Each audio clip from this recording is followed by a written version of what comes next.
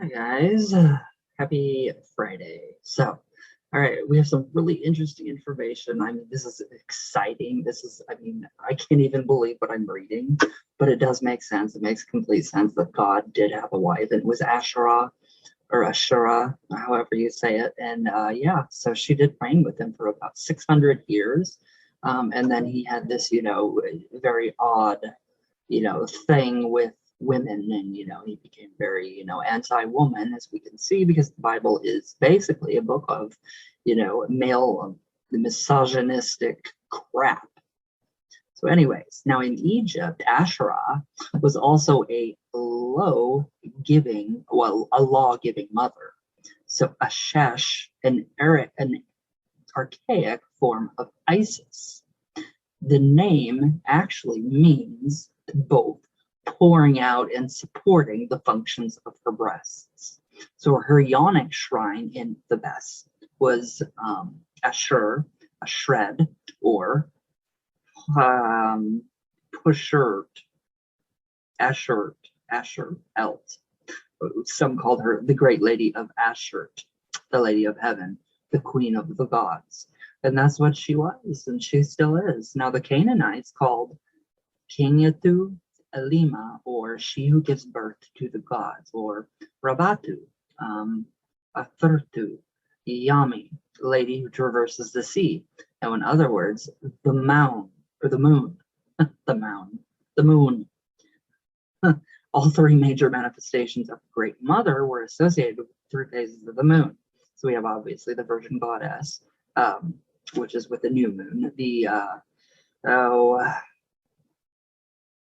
mother with the full moon, and the crone, or the older wise woman, with the dark of the moon. Now, significantly too, as Barbara Walker notes, Rabatu was an early female form of rabbi, wife of God, and a rabbi too.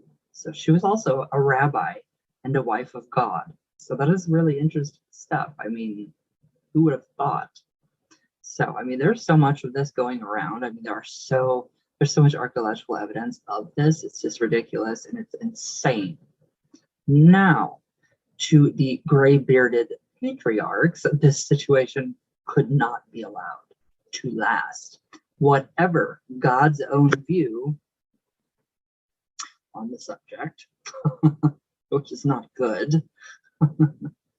So this is archaeological evidence that it was common for blessings to be invoked by Yahweh and his Asherah, a turn of phrase that implies a teaching, even tender closeness.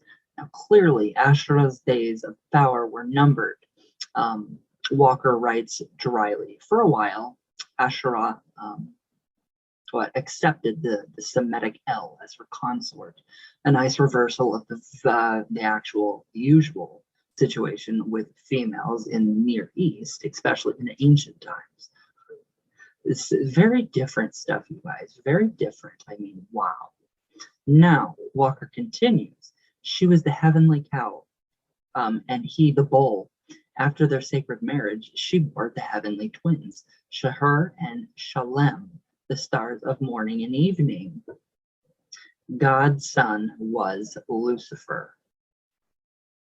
Now, as we know, the morning star was the name other than Lucifer. And in this legend, literally the son of God. So, I mean, to me, from what I'm reading, Jesus is actually, if I were a Christian, I would believe that Jesus would be the false prophet and Lucifer would be Jesus. So it does make sense. It adds up.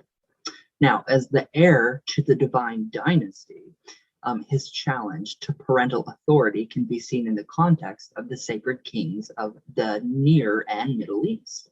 So the outgoing priest king, we've covered this before in traditional craft, possessed of magical powers and totemic representative of his tribe, is ritually challenged and often slain by his successor.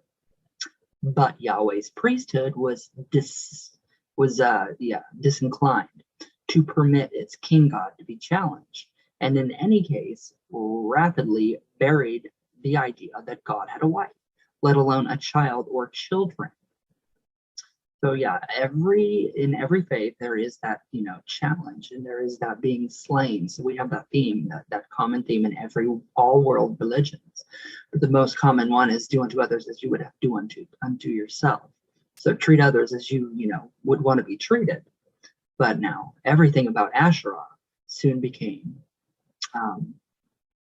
anathema, an anathema. Even, yeah, the cooking of a kid in its mother's milk, which was believed to have been involved in her marriage ceremony to Yahweh. So Yahweh is very evil, the evil creator, and that's what I truly believe. So, yet only was Asherah Yahweh's consort, but also magically and paradoxically his creator, sometimes honored by the title holiness, which later became her husband's, and of course the Pope's. Really? So I mean, this is ridiculous. Yeah, no people and nobody in church can save you. No church can save you. You know, and it's just, you know, breaking free from that ridiculous Christian, you know, dogmatic way of thinking, and really getting into it, and really, you know, seeing what it is. It's fear-based. It's all fear tactics. There's not much love in Christianity. It is really ultimately the ultimate atheistic religion. It really is. It truly is. All right, now where did I go? Oh, about the Pope, yeah, whatever. So she reigned jointly as supreme deity with Yahweh for 600 years. For 600 years she reigned with him, together with other lesser pagan gods. So after the Israelite tribes arrived in Canaan. So that just, I mean, that blows my mind. I mean, it would make sense. It is plausible that God, if the Christian God exists, which I don't believe, did have a wife. He would have to have had a wife, and he would have to have had all of this help from all these other people, because he did have a son, and it's Lucifer. So I mean, a lot of people are going to disagree with that, but it's the truth. I mean, Yahweh, God, Jehovah, whatever you want to call him, is a very evil creator. He set, you know, everybody up for failure, which is obvious in the Genesis. You open the book of Genesis, there's 2 freaking creation stories. I mean, come on. The Bible is not authentic. It's been translated way too many times. It's barbarous. It literally is. It's stupid. It's barbarian. And it's just pure evil. That is what my view is on that. So, and yeah, God having, you know, a wife makes perfect sense, and not being able to control his wives, and then he banishes them. So he's a stereotypical man. So, misogynistic pig. That is what I think of God, of Yahweh, Jehovah, etc., so on and so forth. So, all right, guys, so let's do some coffee talk, actually. Let's see what's going on. Let me see. How do I get in my coffee talk? Oh, there we go. But yeah, I just think it's ridiculous. A lot of people put too much emphasis on that, when you can actually find your God, or God, source, whatever you want to call it, in nature and in your heart. You don't have to go to church. You don't have to be Christian. It is ridiculous. There's too many rules. There's too many stipulations. If you do this, if you do that, you're just basically screwed all the way around. So it doesn't, that's why I stay clear of, yeah, being in that. All right, Talon. Dionysus was Greek god of wine. Yes, I do. I know that.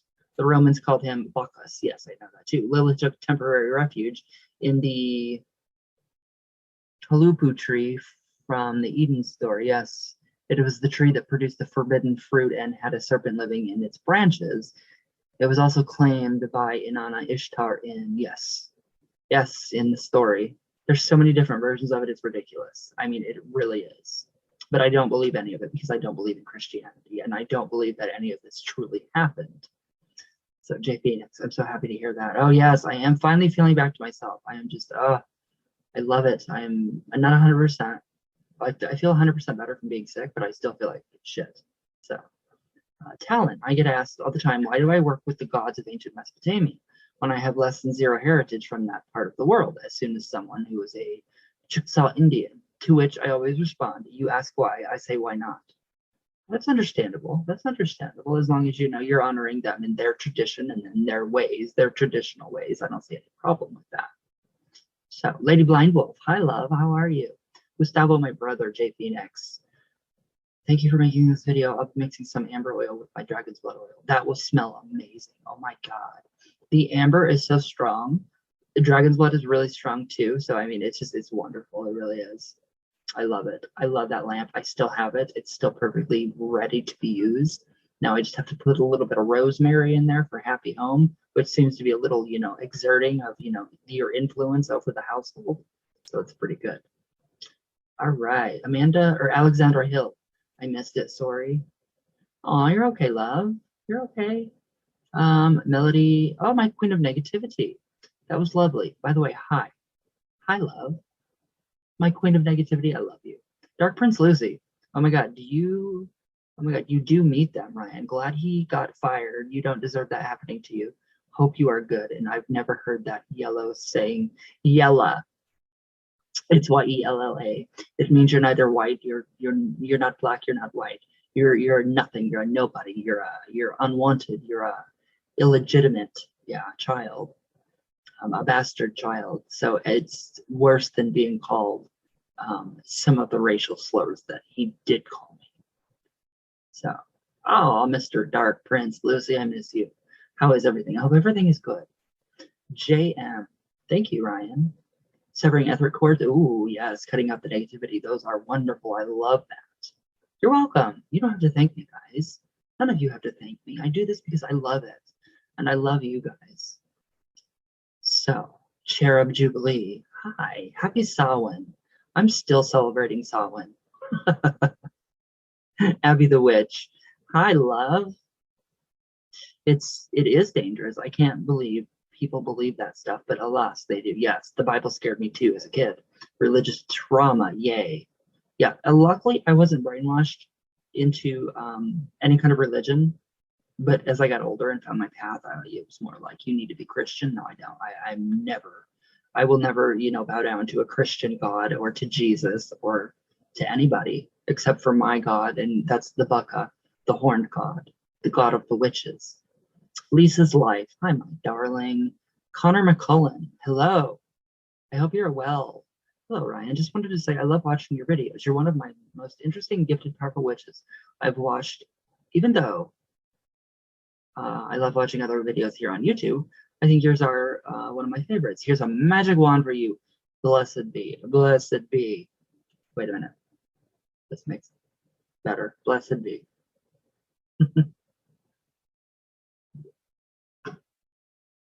Blessed be. Thank you. You are amazing. Thank you. Lisa's Life. I agree. You guys are so sweet. You guys are so kind to me. I love it. I'm very emotional, so you're going to make me cry. Metal Magic and Mayhem. Hello. Cherub Jubilee, I love what's going on with the eyes. I think it's beautiful. That is so beautiful. Sheila Nagel, hi, love. Gustavo, my brother, my Kim Lehman, I love you. Matrix Duality Creator, I love you. Lady Witch, hi, love. Hi, you guys. J Phoenix, Soul of Thorns, Abby the Witch, Michael. I really hope I'm saying your name right. I'm going to ask you right now. Am I even saying your name right? You can see the LOL is very true. Okay, guys. Well, how's that for your Friday Bible lesson? I hope you guys enjoy. I am going to try to, clean up a little bit and, get my life in order because I'm a mess. No, I'm joking. So, all right, guys, I hope you guys have a good weekend. If you guys love snow, we're getting snow this weekend. So I love you guys. Please stay in good health. Stay healthy, happy, joyful. I hope you guys have a great weekend. Nothing but love from me to you guys. All the way from, of course, Venus, always, all the way back down. And I will be broadcasting from Venus again. So I love you guys. And I will see you guys tomorrow, and everybody have a good weekend.